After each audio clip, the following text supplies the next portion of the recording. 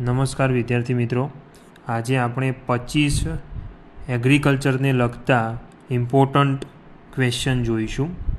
સૌથી પહેલાં છે શુદ્ધ પાણીનો pH આંક કેટલો હોય છે? તો જવાબ છે 7 pH. શુદ્ધ પાણીનો pH કેટલો? તો 7. શુદ્ધ પાણીમાં કયા આયનો હોય છે? તો શુદ્ધ પાણીની અંદર H અને OH આયન હોય છે, બરાબર, એટલે H2O. જમીનમાં તટસ્થ pH આંક કેટલો?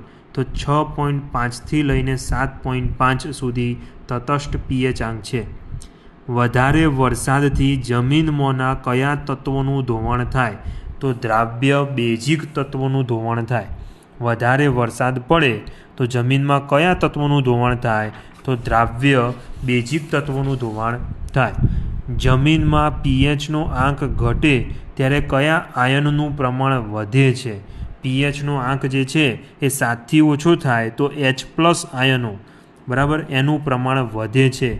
અમ્લીય જમીનમાં કયા સૂક્ષ્મ તત્વોની લભ્યતા વધુ રહે છે? તો બોરોન અને મોલિબ્ડેનમ. ભાસ્મિક જમીનમાં કયા સૂક્ષ્મ તત્વોની ઉણપ જણાય? તો ભાસ્મિક જમીન એટલે જેનો pH આંક 7.5થી વધારે હોય એવી જમીનમાં કયા સૂક્ષ્મ તત્વોની ઉણપ હોય? તો બોરોન અને મોલિબ્ડેનમ. લોક 1 સણોસરા ખાતેથી બહાર પાડેલી આ ઘઉંની એક સુધારેલી જાત છે, બરાબર. તો લોક 1 એ કોની જાત છે? કયા પાકની સુધારેલી જાત છે? તો ઘઉં. પિયત ઘઉંની વાવણી કેટલા સેન્ટીમીટરના અંતરે કરવામાં આવે છે? એટલે રો ટુ રો ડિસ્ટન્સ પૂછ્યું છે. બે હાર વચ્ચે કેટલું અંતર રાખવાનું ઘઉંની અંદર? તો 22.5 સેન્ટીમીટર. 0.5 પણ તમારે યાદ રાખવું પડશે. 22.5 સેન્ટીમીટર.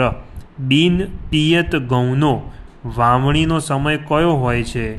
તો બિન પિયત કે જેની અંદર પાણી નથી આપવાનું અને ઘઉં કરવાના છે, એટલા માટે આપણે વરસાદ પર આધારિત રહેવું પડે.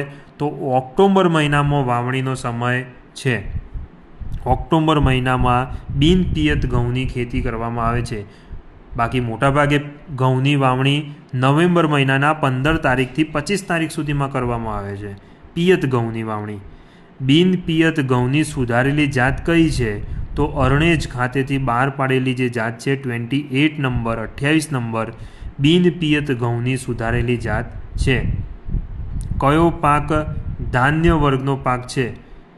બરાબર, તો ધાન્ય વર્ગના ઘણા પાક છે. ડાંગર છે, ઘઉં છે, વગેરે વગેરે. ઓરણ ડાંગર જે છે એ હેક્ટરે કેટલું બિયારણ જોઈએ? તો 50થી 60 કિલો બિયારણ ઓરીને જો તમારે ડાંગર કરવાનું હોય પેડી, તો 50થી 60 કિલો જોઈએ. એઝેટોબેક્ટર કલ્ચરની માવજત કયા પાકને આપી શકાય? તો ધાન્ય વર્ગના જે પાકો જે છે સિરિયલ્સ ક્રોપ, એને એઝેટોબેક્ટરની માવજત આપવામાં આવે છે. કયા પાકને ઠંડુ અને સૂકું હવામાન અનુકૂળ આવે છે? ઠંડુ અને સૂકું હવામાન ઘઉંને અનુકૂળ આવે છે. કયા ખાતરો પાણી અને ભેજમાં તરત જ દ્રાવ્ય છે? તો અસેન્દ્રિય ખાતરો જે છે એ પાણી અને ભેજમાં તરત જ દ્રાવ્ય છે. અસેન્દ્રિય ખાતરો એટલે કેવા ખાતરો? કે DAP, યુરિયા એ બધાની વાત છે. કયા ખાતરો પાણી અને ભેજમાં તરત જ દ્રાવ્ય છે? યુરિયામાં કયું તત્વ આવેલું છે? તો યુરિયાની અંદર નાઇટ્રોજન તત્વ આવેલું છે. 20% નાઇટ્રોજન હોય એવું કયું ખાતર? તો એમોનિયમ સલ્ફેટની અંદર 20% નાઇટ્રોજન હોય છે અને 24% સલ્ફર હોય છે.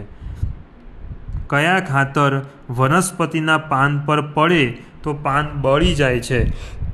તો એમોનિયમ સલ્ફેટ જે ખાતર છે એ વનસ્પતિના પાન પર પડે તો પાન જે છે એ બળી જાય છે. DAP ખાતરમાં કયા બે તત્વો આવેલા હોય છે? મોસ્ટ ઇમ્પોર્ટન્ટ પ્રશ્ન. નાઇટ્રોજન અને ફોસ્ફરસ આવેલું હોય છે. DAPની અંદર નાઇટ્રોજન 18% અને ફોસ્ફરસ 46%. DAPનું આખું નામ શું? DAP એટલે ડાય એમોનિયમ ફોસ્ફેટ. DAP એટલે ડાય એમોનિયમ ફોસ્ફેટ. કયું ખાતર પાણીમાં દ્રાવણ કરી પાક ઉપર છાંટી શકાય? તો આ ખાતર છે પાણીમાં દ્રાવણ બનાવવાનું અને પાક ઉપર છાંટી શકાય, એટલે યુરિયા ખાતર. નાઇટ્રોજન 46% હોય યુરિયાની અંદર. તમે એક મુઠ્ઠી જેટલું આ ખાતર પંપની અંદર નાખી છાંટી શકો છો. 15 લીટરની કેપેસિટીવાળો પંપ હોય તો 15 લીટર પાણીની અંદર 1 મુઠ્ઠી જેટલું યુરિયા ખાતર નાખી તમે પાક ઉપર છાંટી શકો છો.